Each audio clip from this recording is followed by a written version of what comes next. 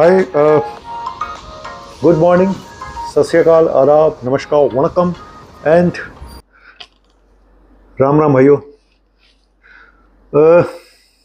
एक वीडियो देखा मैंने जिसमें कि कोई एक सीनियर सिटीजन थे शायद, जो वो यूथ को बता रहे थे कि अगर आप हॉस्पिटल में जाएं तो ये ना बताएं, वो ना बताएं, ये ना बताएं कि आपका इंश्योरेंस है, नहीं तो हॉस्पिटल आपको चूना लगा देगा, ये है वो है।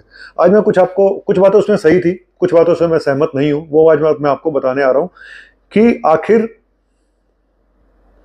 जब आप अपने डॉक्टर के पास जाते हैं और आप पेशेंट थोड़ा सीरियस लगता है तो क्या, या हॉस्पिटल में जाते हैं रिसेप्शन पे, क्या आपको ये अपने डॉक्टर को या उनको ये नहीं बताना चाहिए कि आपका मेडिकल इंश्योरेंस है? पहली चीज, क्या चीज बतानी चाहिए, क्या नहीं बतानी चाहिए, ये इशू है। और डॉक्टर को क्या ये पूछ के मेडिकल इंश्योरेंस है आपका, क्या डॉक्टर आपको ज्यादा चूना लगाते हैं? देखो,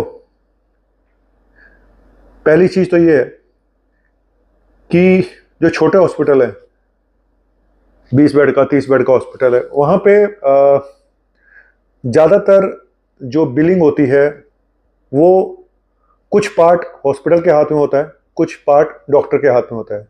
तो यानी कि दोनों ही जिम्मेदार हो सकते हैं आपके हॉस्पिटल की बिलिंग में अगर फालतू के खर्चे हुए हैं तो। ये भी बताऊंगा कि आखिर फालतू के खर्चे कहाँ पे होते हैं, कहाँ पे स्कोप ज्यादा है बेईमानी का, ये भी बताऊंगा। तो छोटे हॉस्पिटलों में दोनों का हाथ ज्यादा होता है। बड़े हॉस्पिटल में जनरली जो कॉर्पोरेट हॉस्पिटल्स हैं वहाँ पे मैनेजमेंट, वहाँ की फार्मेसी डिसाइड करती है खर्चों के लिए कि किसका क्या रेट है, क्या मेडिसिन आपको देनी है और क्या मिलेगी, ये तो है। लेकिन वहीं पे इन बड़े हॉस्पिटलों में जब डॉक्टर्स को टारगेट सेट कर दिए जाते हैं कि आपको इतना बिजनेस देना ही देना है, तो नेचुरली फिर डॉक्टर भी थोड़ा सा उस तरह के हालात में आ जाते हैं जहाँ पे उनको भी कुछ गलत कामों में सहयोग करना पड़ता है। सच, ये कड़वा सच है। अब मैं आपको एक बात बताता हूँ कि अब मेरे पास एक पेशेंट आता है और मुझे लग रहा है कि उसको एडमिशन की ज़रूरत है।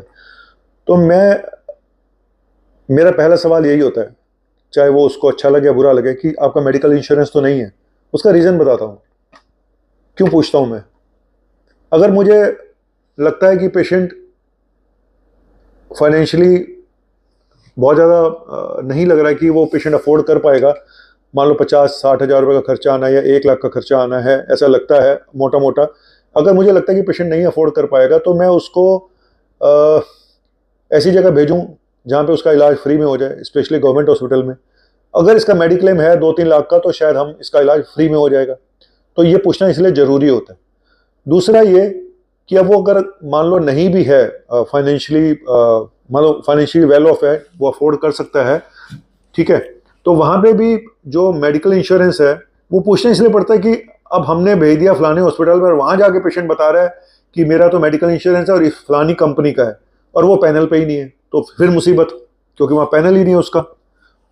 कई बार पेशेंट ये भी कह देते हैं, सर हमें आप पे ट्रस्ट है, पैनल है नहीं, आप इलाज करो, बाद में करा लेंगे। ऐसा भी बोलते हैं मरीज, जिनको ज़्यादा ट्रस्ट है वो कहते हैं सर कोई बात नहीं, यहाँ पैनल नहीं है तो कोई बात नहीं।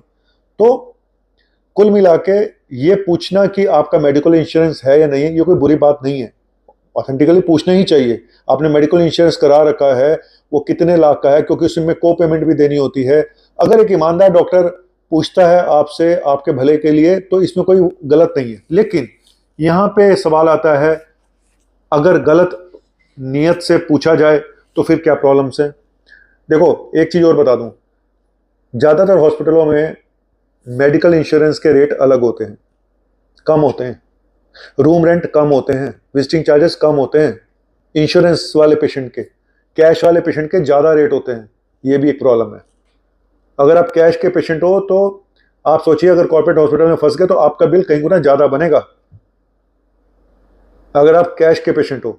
मेडिकल इंश्योरेंस में, क्योंकि मेडिकल इंश्योरेंस कंपनियां ने रेट फिक्स कर रखे हैं, उससे ज़्यादा वो चार्ज ही नहीं कर सकते, लेकिन गोलमोल हर जगह पे है। प्रॉब्लम यही है।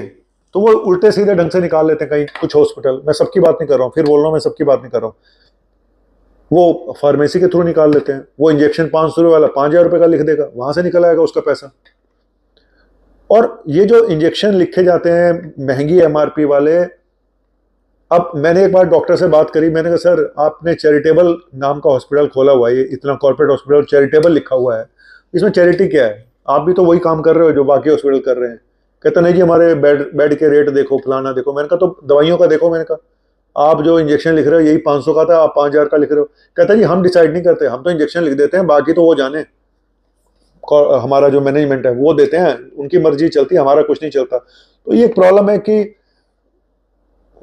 आपको ये बात फैक्ट बता दूं कि पूरे हॉस्पिटल का खर्चा सिर्फ फार्मेसी से निकल जाता है। सिर्फ आपकी फार्मेसी आपके पूरे हॉस्पिटल का खर्चा निकाल सकती है। फैक्ट बता रहा हूं आपको, सुनने में अजीब बहुत लगेगा आपको।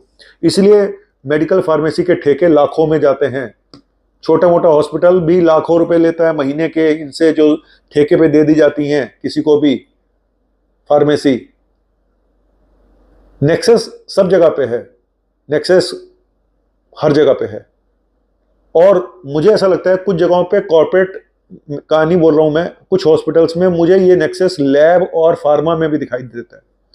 अगर सेटिंग हो जाए फार्मा और लैब वालों की, फार्मेसी वाले की और लैब वाले की, तो गड़बड़ी वहां पे भी हो सकती है।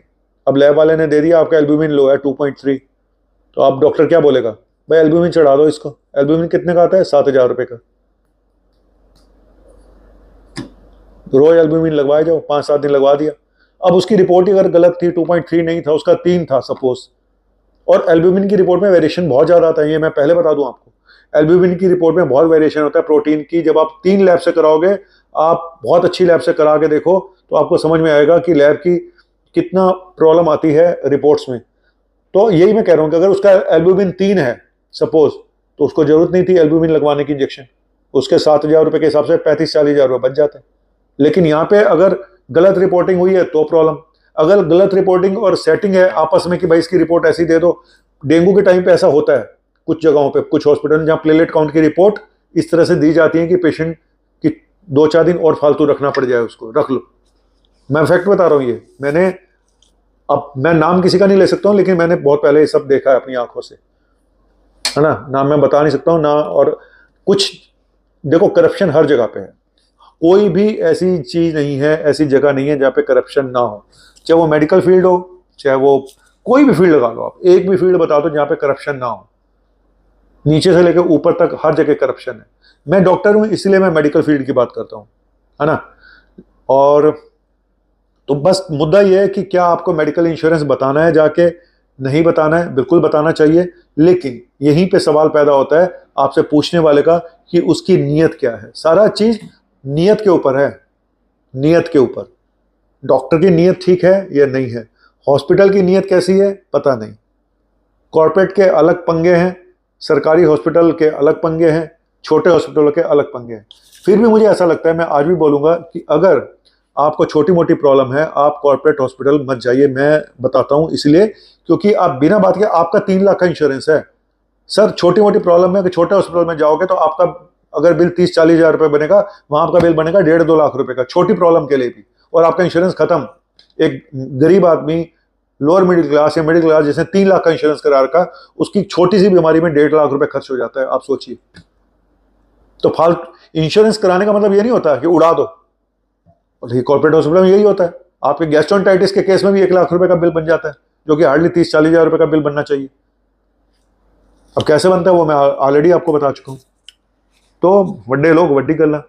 तो सोचो कि मेडिकल इंश्योरेंस कराने का मतलब ये नहीं होता कि आप अपनी ऐसी तैसी खुद कराएं जाके, और अपने डॉक्टर पे ट्रस्ट करें, लेकिन आंख बंद करके भी ट्रस्ट ना करें। आपके जो फैमिली डॉक्टर होते हैं ना, सच बताऊं, अगर आपको उन पर ट्रस्ट है तो उनके ऊपर जरूर विश्वास करें। और अपनी आसपास आपके 2-4 डॉक्टर जरूर ऐसे होने चाहिए, एक टीम ऐसी होनी चाहिए जो आपको सही गाइडेंस दे, और आपके जान पहचान में निकल ही आते हैं ऐसे। आपको मान लो एक डॉक्टर पे ट्रस्ट है, सपोज मेरे पास किसी पे ट्रस्ट है, तो मैं दूसरे आदमी का जो नंबर दूंगा, रिफर करूंगा, तो मैं किसी गलत जगह का नंबर दे ही नहीं सकता हूं किसी को, क्योंकि मैं खुद ही ट्रस्ट नहीं कर रहा हूं किसी ऊपर। और आपको मेरे पे ट्रस्ट है तो मैं कभी नहीं चाहूंगा कि आप मेरी वजह से किसी गलत, या तो मैं रिफर ही नहीं करूंगा। मैं कहूंगा भाई, अब जैसे मेरे से कोई गायनी वाला पूछता है कि गायनी के डॉक्टर बता दो, मैं हाथ खड़े कर देता हूँ, भाई अपने आप चले जाओ जिसको जहां जाना है, मुझे नहीं पता। ऐसा कुछ और जगह भी है, मैं हाथ खड़े कर देता हूँ। जहां मुझे जिस आदमी पे ट्रस्ट है वहां मैं बोलूंगा हाँ ये बंदा ठीक है, आप तुम चले जाओ इसके पास। तो इसीलिए अपने आसपास 1-2 डॉक्टर, और आपके फैमिली डॉक्टर जरूर, आपके जो पुराने सालों से देख रहा है, आपको जिस पे ट्रस्ट है, उस पर आपको ओपिनियन उनकी जरूर लेनी चाहिए कहीं जाने से पहले। मैं तो सच बता रहा हूँ, आंख बंद करके सिर्फ कॉर्पोरेट में भाग जाना तो ये आप अपने लिए खुद भी दोषी हो, और क्या बोलूँ। चलिए, छोटा सा टॉपिक था, और आगे फिर लेकर आऊँगा इसी तरह के कुछ और किस्से, कुछ और कहानियाँ तो ज़िंदगी बना चुकी है और बनती रहेगी। चलिए, थैंक यू वेरी मच। आपका अपना डॉक्टर नवनीत कालरा। बाय।